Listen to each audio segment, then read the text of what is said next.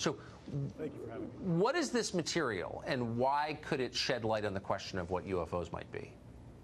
Sure. Well, our company over the last year and a half has actually obtained quite a bit of material.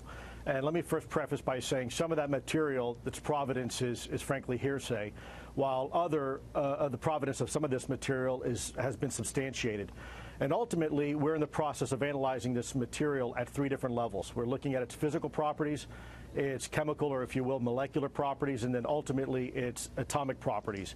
And it's really at that point we'll be able to make some sort of definitive conclusion, keeping in mind that we still have to follow the scientific process and methods, and at the same time have peer review. So it's not just as simple as coming out and saying, hey, look what we found.